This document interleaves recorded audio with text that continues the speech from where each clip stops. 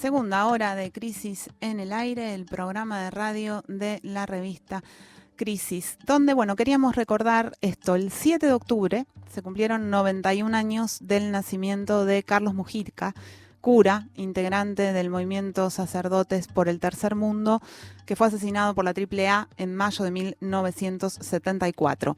En su memoria, el 7 de octubre de cada año es el Día Nacional de la Identidad Villera, ya que Mujica trabajó sobre todo en la Villa 31, acá en la Ciudad de Buenos Aires, en el barrio de Retiro. Ese mismo día de esta semana, el jueves 7, el equipo de curas de villas y barrios populares de provincia y capital difundió un documento con el título La vivienda del pueblo, una asignatura pendiente. El texto está firmado, entre otros, por Gustavo Carrara, José María Di Paola y alrededor de 30 sacerdotes dedicados al trabajo social. Entre ellos está en las firmas Carlos Charlie Olivero, párroco en Villa Palito, en el barrio Almafuerte, en la zona oeste de la provincia de Buenos Aires, con quien vamos a conversar ahora. Buen día, Carlos. Jimena Tordini, Mario Santucho, estamos acá. ¿Cómo estás? ¿Qué tal, Jimena, Mario? ¿Qué tal? Un gusto. Igualmente, gracias por atendernos.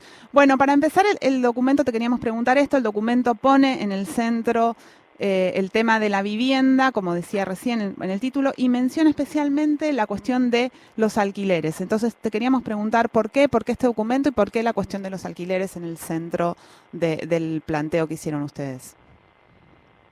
No, nosotros entendemos que hay algunos temas centrales en la agenda de nuestra patria, entre los que está la cuestión de la vivienda, lo mismo que la cuestión del trabajo, ¿no? En este momento la agenda se expande, trabajo, vivienda, ¿no? Como tenemos que va por ahí.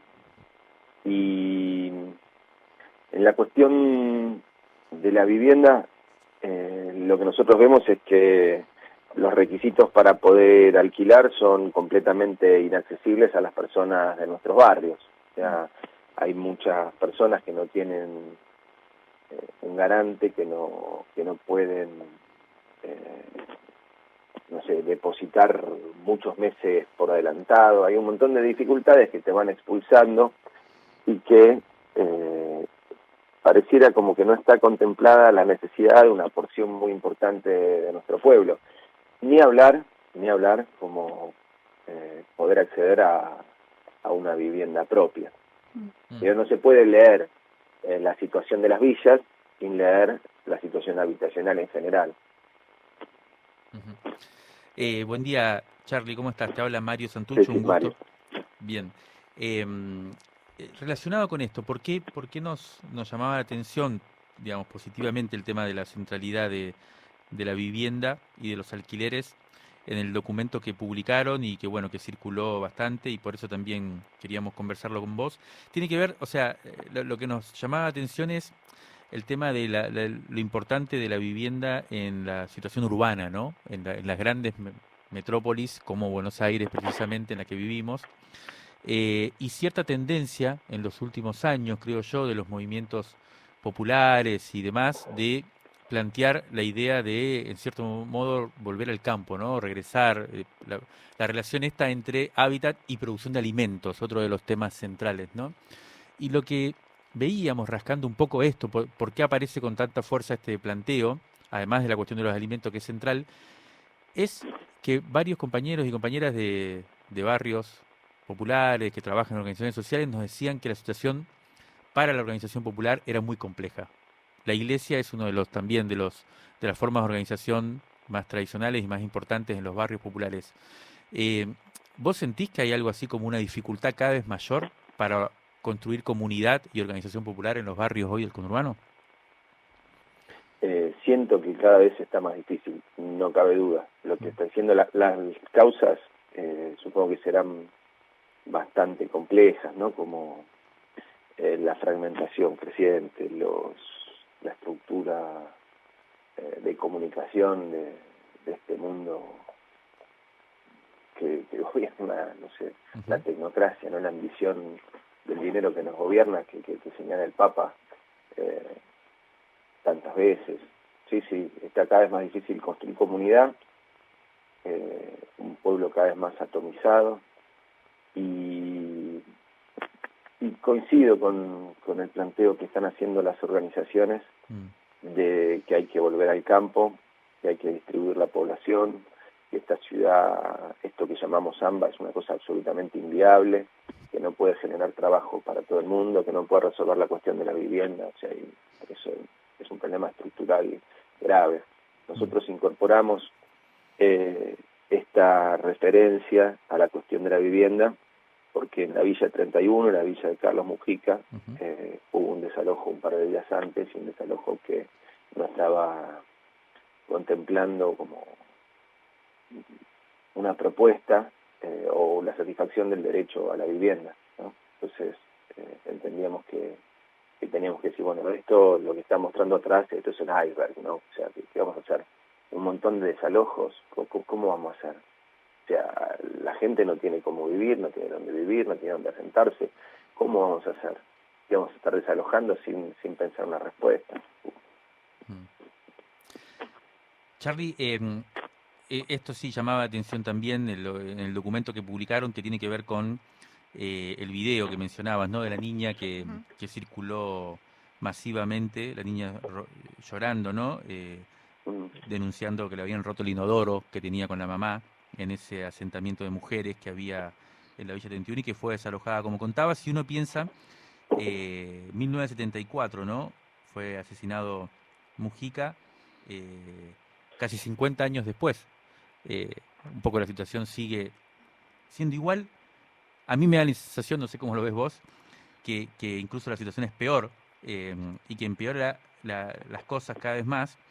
Y eso lleva a una pregunta que también creo que se hacía muchos de los curas y de los movimientos de sacerdotes en aquella época, que tiene que ver, y te quiero preguntar, a ver, una reflexión, ¿no? Como que hay dos grandes, o sea, es bastante general la sensación de que hay que cambiar las cosas, que así no se puede seguir. Hace 50 años la misma villa crece, bueno, la situación de la gente no mejora, y hay dos grandes formas de pensar ese cambio. Uno, nos tenemos que poner de acuerdo, y ese parece ser más la invitación, si se quiere, del Papa, la famosa idea de los puentes, entre todos y todas para mejorar la situación. Y otra idea que es, lo que hay que hacer es cambiar las cosas. Y mientras más pensemos en ponernos de acuerdo, más los intereses están en juego también y es difícil cambiar la situación. ¿Cómo lo pensás vos, esta contradicción, esta alternativa? Yo creo que el camino tiene que ser el diálogo. Creo que tenemos que poder tomar conciencia de, como sociedad, de la gente que estamos dejando afuera, y que esto es que una toma o una movilización son acontecimientos que de alguna manera van desbordando nuestra incapacidad de dialogar. O sea, nosotros tenemos que tratar de dialogar sabiendo que naturalmente la necesidad va a empujar más que no sé, que el orden establecido. Entonces todo el mundo va, o sea, si no escuchamos, las cosas van a pasar, o sea, va a haber más tomas, o sea, evidentemente, porque hay una necesidad que es muy profunda, que tiene que encontrar algún tipo de resolución. Nosotros estamos empujando como un espacio de diálogo con un proyecto que en realidad viene para muy largo plazo, ¿no? Se llama la Universidad Latinoamericana de las Periferias, con el sector de la iglesia, también organizaciones vinculadas a la UTEP. En ese espacio estamos generando un espacio de diálogo entre los distintos proyectos de la Argentina pospandemia, el Plan de Desarrollo Humano Integral, el Plan de la Vuelta al Campo, el Plan de las 3C. Bueno, queremos hacer dialogar esto y también de alguna manera como ir instalando esa agenda, que tiene que ser la agenda de los últimos. Si no, nos quedamos en nuestro mundito ciudadano y nos perdemos lo que está pasando. Estamos conversando con Carlos Charly Olivero, párroco en Villa Palito, en la zona oeste de la provincia de Buenos Aires. Te queríamos preguntar, Carlos, se habla bastante en los medios, en las redes y demás de esta cuestión de la derechización, ¿no? O de leer el resultado en las PASO como señal de que están ganando terreno en las opciones más conservadoras, más reaccionarias y también que al mismo tiempo son históricamente contrarias a los intereses de los sectores populares. ¿Vos cómo estás viendo esto? ¿Está pasando eso? ¿No está pasando? ¿Qué análisis haces? Eh, Mira, me parece que el fenómeno de la polarización es un fenómeno mundial. Eso pasa en todo el mundo y tiene que ver con a mí me parece, con un esquema de comunicación que te va, o sea, redes que te van cerrando sobre tu propio mundo, vinculándote con las personas. El Papa lo dice muy lindo, muy bien dicho, en Fratelli Tutti, en el primer capítulo, dice, vos le pones me gusta a lo que a vos te cae bien y sos amigo de la persona con la que te entendés, y las redes te van generando el mundo de las cosas que a vos te gustan y las que a vos te quedan bien, y entonces uno se va aislando del resto y va perdiendo capacidad de entrar en diálogo y la alteridad que tendría que enriquecerte o que abrirte o que redimirte, rescatarte, de repente empieza a ser lo otro y empieza a quedar como en otro mapa y empieza a ser el enemigo. Entonces esa polarización nos va llevando como a una derecha más dura, más reaccionaria, aparte con esto de estas redes que habilitan a que uno pueda decir cualquier cosa, con la impunidad del anonimato, también nos van corriendo el eje y vamos como... hay cosas que se dijeron en esta campaña que es impensable que se puedan decir, no se podían decir, como porque es una barbaridad, bueno, se están diciendo, como entonces modos, ¿no? Frases, cosas que...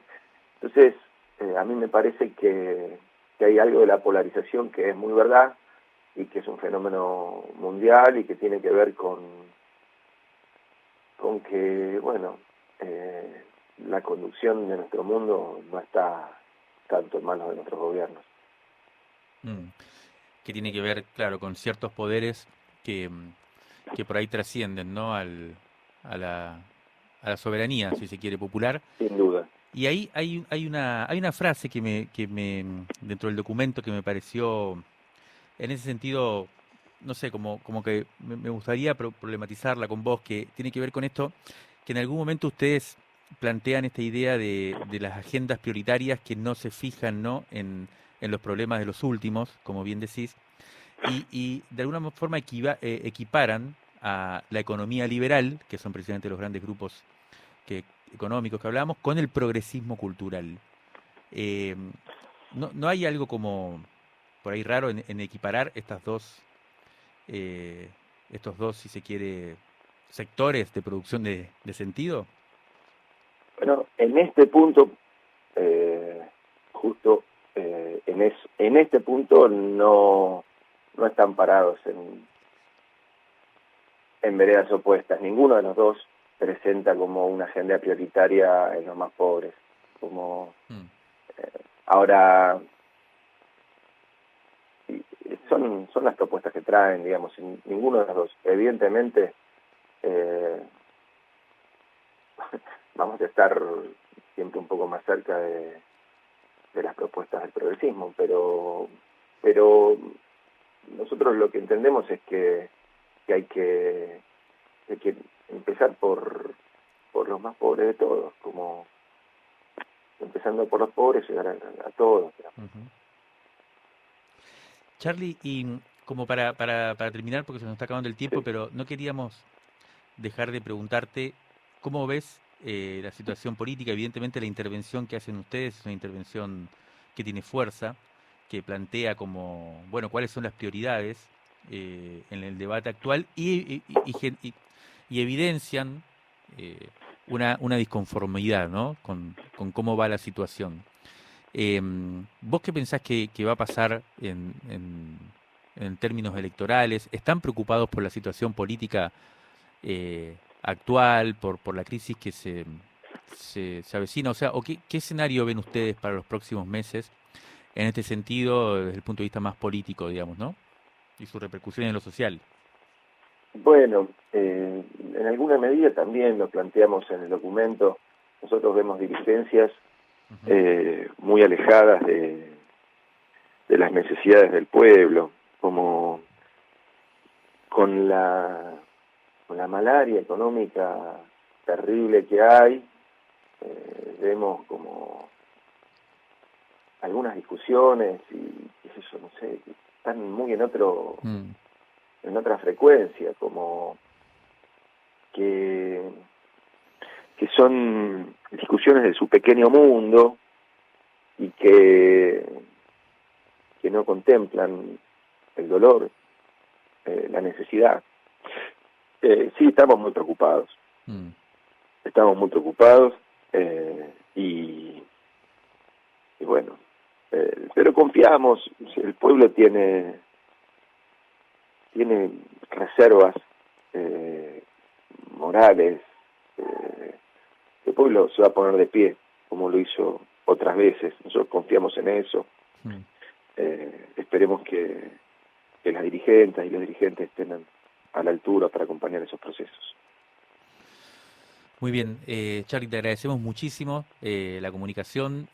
Esperamos que sigan siendo una voz que plantee este tema y esta forma de plantear las urgencias. Así que seguramente estaremos conversando más adelante para seguir pensando cómo salir de este momento complejo, ¿no? Te mandamos un fuerte abrazo. Muchas gracias, Mario, Jimena, y bueno, nos encontramos en cualquier momento. Gracias. Buen día, Carlos.